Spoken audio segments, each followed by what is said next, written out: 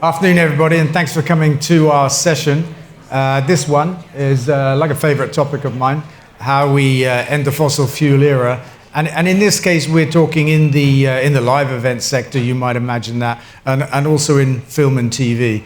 And I'm joined by Antony from Ecotricity, Roxy from Creative Zero, and Craig from Power Logistics. And they've all got a kind of a piece of the puzzle, I would say, in terms of how we get to do exactly that, get fossil fuels out of the live sector, including film and TV.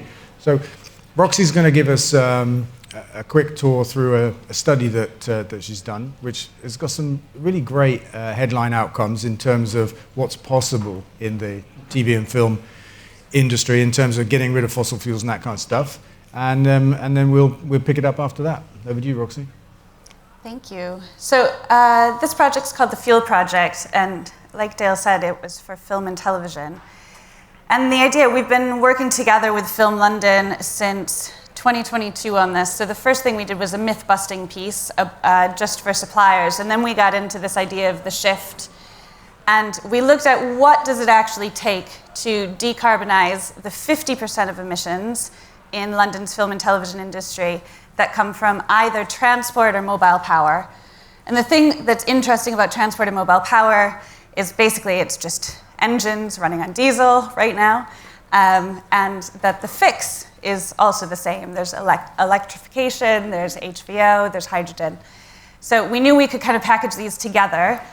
Many people, I won't go through this, we used avoid, improve, shift as our sort of model, and then this big report that we did at the end of last year is that third piece. So the shift to new technologies. I'm going to skip through, oh my gosh, it's so much text on a very little screen.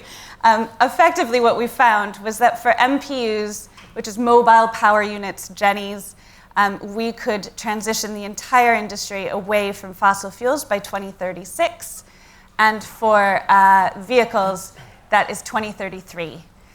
Now, those are really close years. That's very exciting. And to pile that on, what we did was we looked at what it would take to be a just transition for suppliers.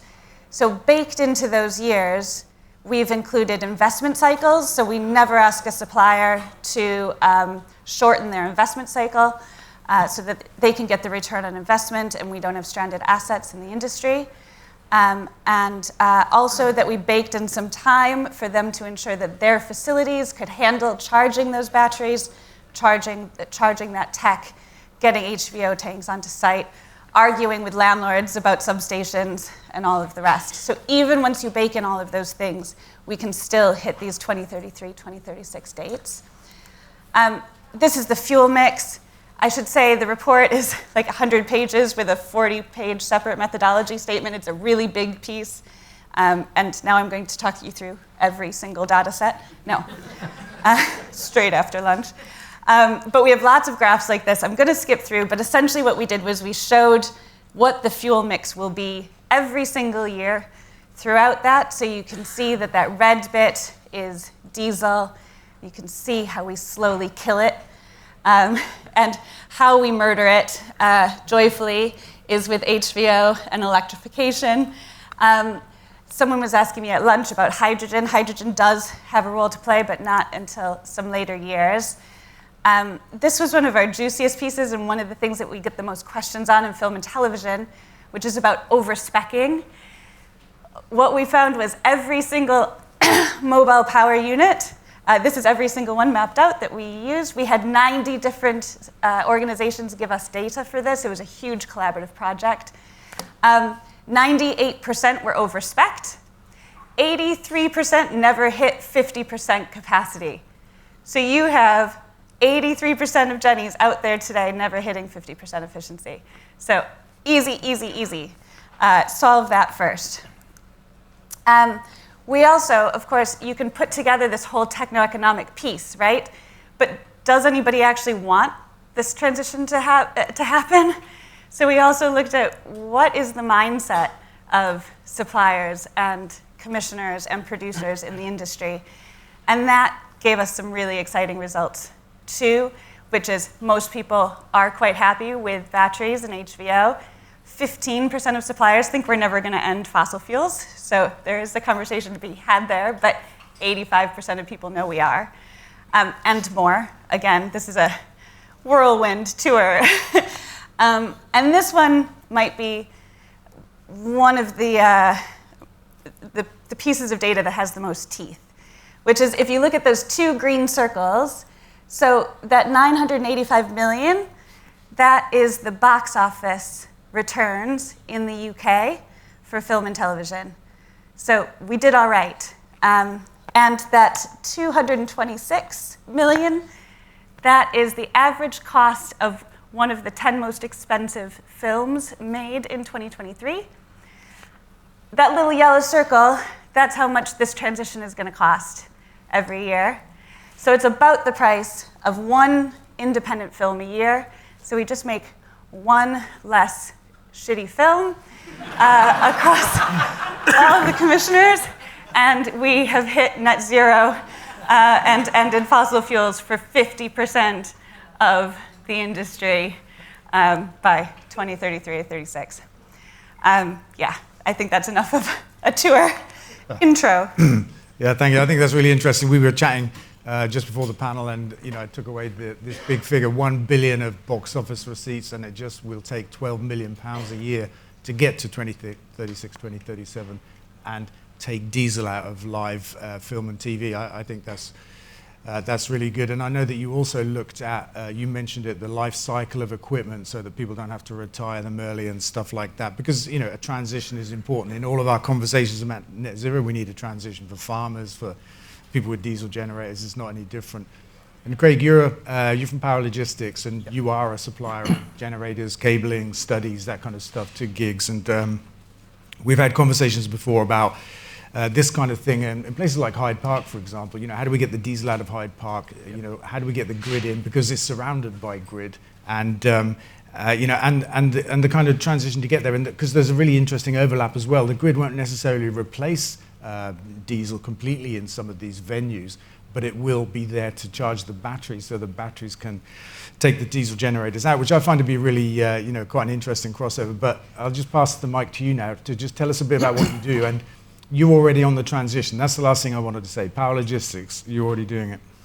Yeah, we've been doing it now for power monitoring started that transition 12 odd years ago, realising quite early on that without gathering data, you can't make informed choices.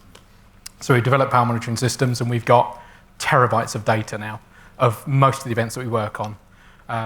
And prime example of what can be achieved is massive attack.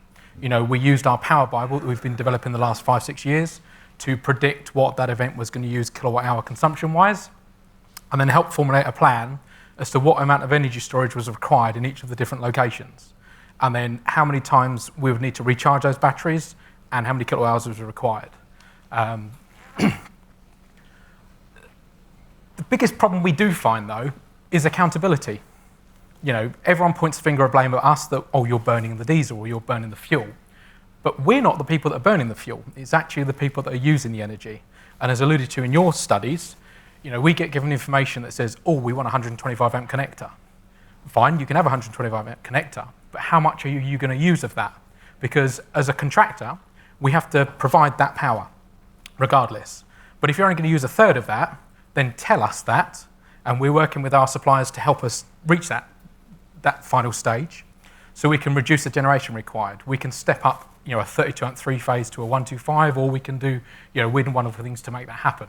But it's the consumption piece and accountability for traders as well, because a lot of traders will leave their ovens on overnight, or they'll leave their urns on overnight because they don't want to go in an hour early. That's revenue they're going to have to pay their staff to go in.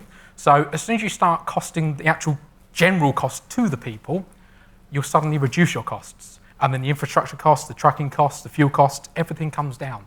But without the data, that cannot happen. And that's the bits we focus on first. Because then once you've got yourself efficient, you can then transition across to cleaner technology because it makes it more cost effective. That's a good point.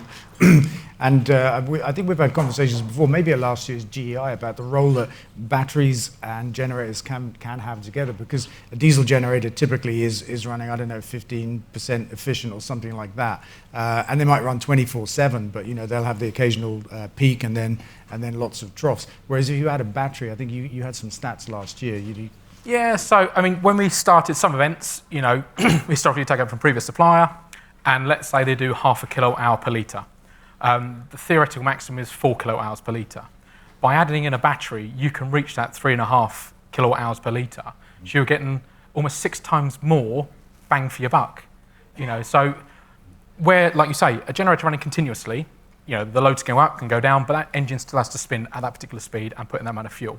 So by putting a battery in place, the battery can do everything. Well, there's different ways you can do it. You've got hybrid, or you've got assisted, you've got peak shaving. There's lots of different ways of doing things, and you have to look at it case by case by case to make sure you're using it correctly, because if you don't, then it will cost you more money.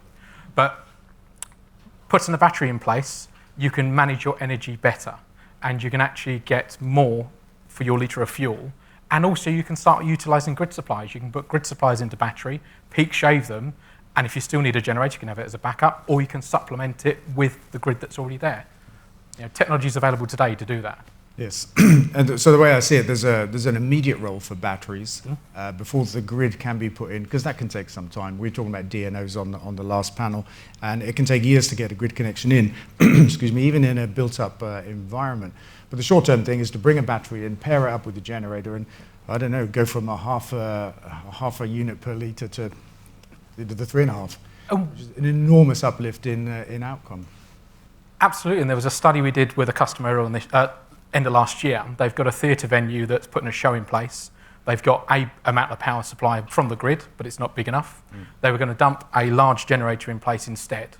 And we said, okay, over the life cycle of your production, we can put a battery in line, and we did cost for the equipment rental and the fuel versus the equipment rental of the battery and the grid costs, as it were.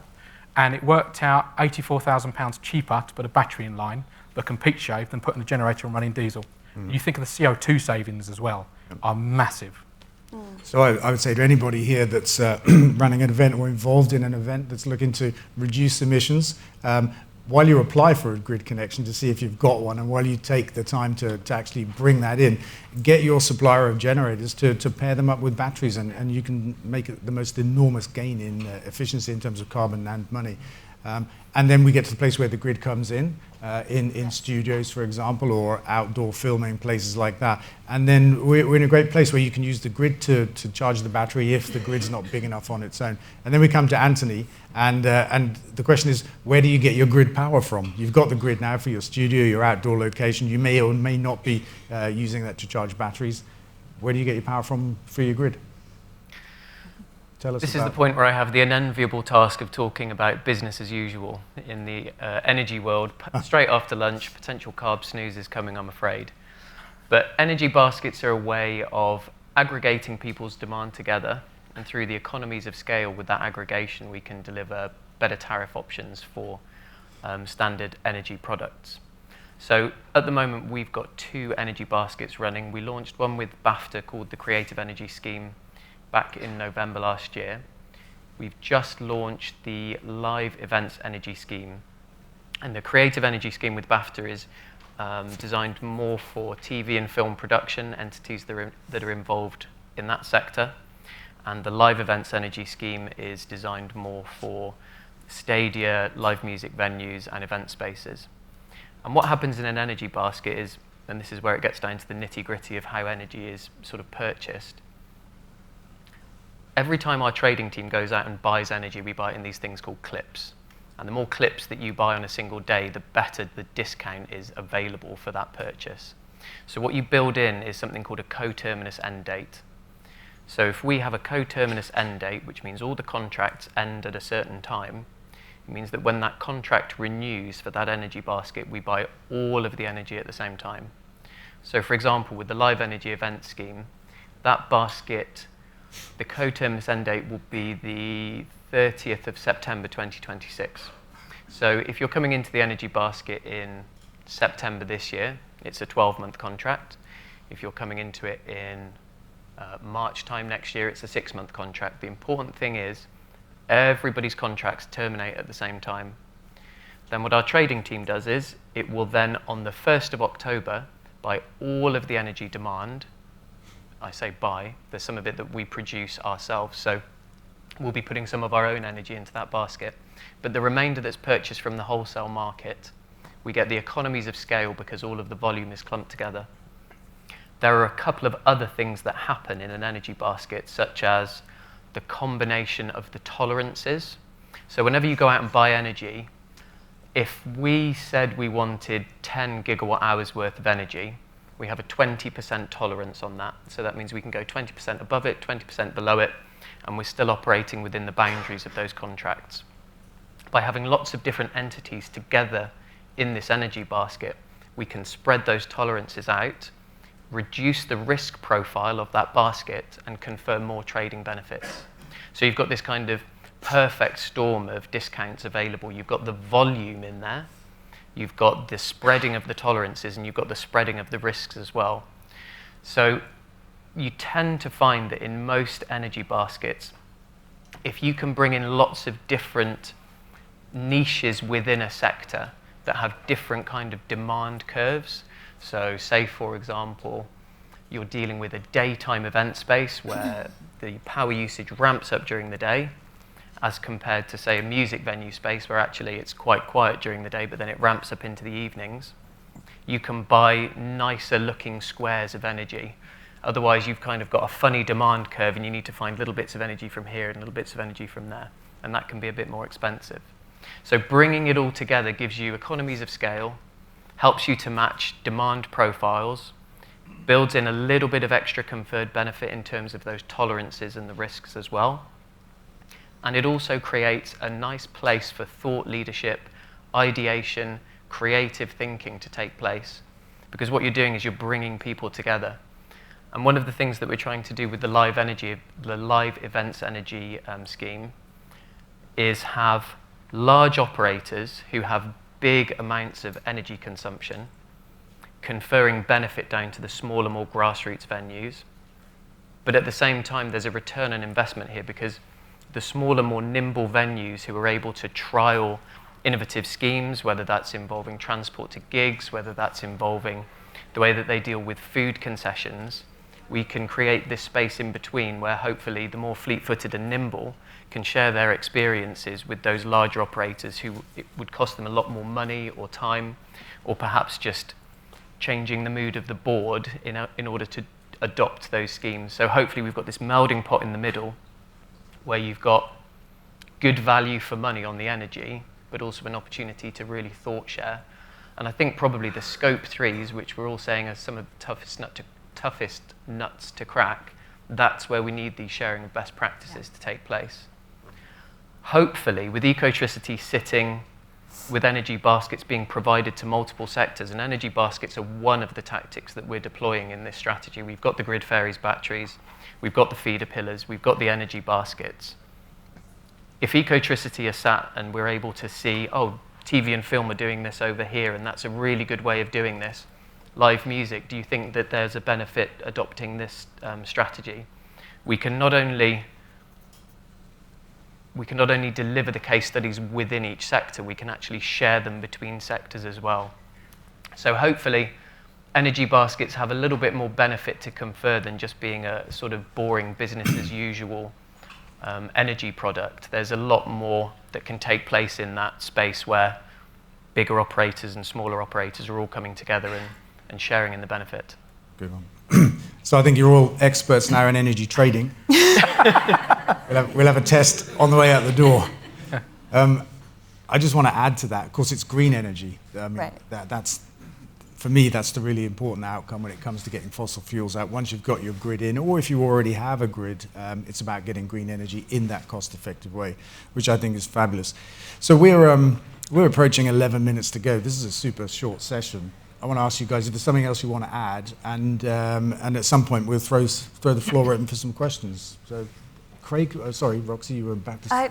Well, I'd just add to what Antony was saying and say, as someone who ran a venue in another lifetime, it feels like the creative energy basket was the only way I could get affordable green energy.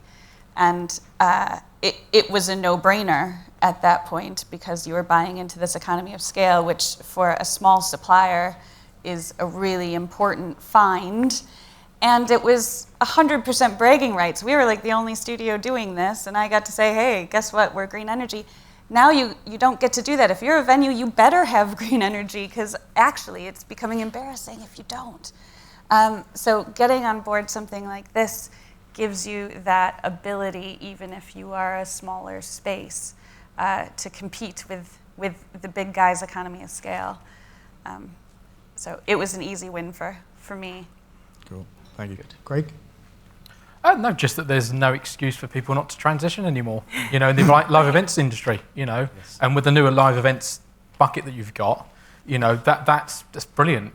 Start off with, batteries. They're the heart of any system now. Mm-hmm. And then you can slowly transition your fossil fueled elements away as you can afford non-fossil fueled elements like grid fuel cells, solar, and even if you don't do it all, at least for every kilowatt hour you generate cleanly, that's a kilowatt hour you're not getting out of fossil fuels. Right. And start early. If you start now, you can do a gradual investment case to make it a much better journey for you financially, rather than in the end being forced to do it and really having to dig deep to make that happen. Yeah, good point. And I would say, as users, some of you will be of these kind of power services, demand batteries with your generator. Start there. And then start on the grid journey, and when you get to the grid, assuming you're not on the grid already, then look for some green energy off-site, which is, it's abundantly available now. There are lots of companies supplying it. We got 9 minutes. I have 2 more points. Oh. One of our findings was the places that were using the biggest generators were static studios that were on site and could have grid. Yep. Mind blown, right? That's not what we were looking at all these locations, and people kept telling us, oh, but we need the generator because we're filming in a forest over a sea we had to fly on a bird. And it's like, no, it's a studio where you have a giant parking lot and you have a giant generator parked outside every day and you're filling it with people. It's true of some of the biggest festivals as well. Right. They have them every year in the same place. It's an easy win. And the other point, I would say, one of our other findings were suppliers all told us they were planning on growth. And I think growth is something, it's a whole nother panel, but growth is something we really have to think about, and what does growth look like and mean for our suppliers, because it can't just mean more stuff and more business. So what does it mean? Smarter business, right? Yeah. Quality over quantity. All right. Nice. So growth. Yep. Gotcha. I think you don't want to add anything, do you, to your basket, not bucket? Basket, sorry. Sorry, wrong word. I think perhaps the only thing I could say is there is an extension of the 100% renewable fuel mix that we have at Ecotricity, which is getting to a stage where you then put either a PPA or a time-backed REGO behind it. So just to give you a little bit of insight into what that is. As Dale rightly said, tiny bit of insight. So a PPA is a power purchase agreement, and it's a way of saying, okay, this is the exact generating asset that is producing the energy that I'm using when I turn on my kettle or I flick a switch. So a PPA is a way of saying, okay, deeper green energy. You could then have something called a time-backed REGO instead, which is a way of blockchaining energy supplies. So you can say, right, this is exactly the timestamp from the generating asset that goes exactly to the timestamp of when I was using it. So there are ways of taking the energy basket and hitting even more of your ESG remits. All right, good, thank you. That's more complicated than energy trading, in my view. Which you made sound very simple. We can totally nerd out later. So look, down for this conversation. Guys, I'd like to throw it open to the floor. There must be some questions here somewhere. I don't know. Yes, fabulous. Thank you. There's a mic here coming. Hi. Oh wow. Hi. I was just wondering about both the schemes, the creative energy one in film and TV, and then the live events one, and what the uptake has been like. And if it's been good, why do you think that is? And if it's not been good, how do we all make sure that everyone knows about it so that it is uptaken and there's more renewable energy? A very good question. So the uptake is good. A lot of people's contract start dates are the 1st of April. So again, boring, nerdy stuff from the energy sector. There are 2 big dates in the year for us. It's the 1st of April and it's the 1st of October. There is a reason why isn't there, and I can't remember now, so yeah, forgive me. But we're kind of building up to that 1st of April date. So we've got a lot of interest in the basket. We've got a lot of quoting that's being done for it at the moment. The live events energy scheme only went live last Friday. So that one is brand new. This is, it was actually one of Claire O'Neill's ideas. She's put me into contact with a lot of the large players around the country who would be very useful for delivering the volume to this basket.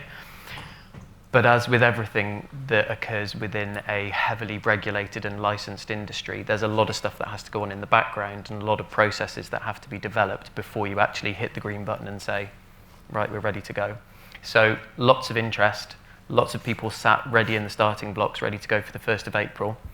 And if you're interested, I would say the best places to go to are either come to Ecotricity directly or talk to BAFTA, look on their website. Same with Live and MVT. They should have hyperlinks on their website that will take you directly to the inboxes so that we can deal with the contract quoting. Cool, thank you.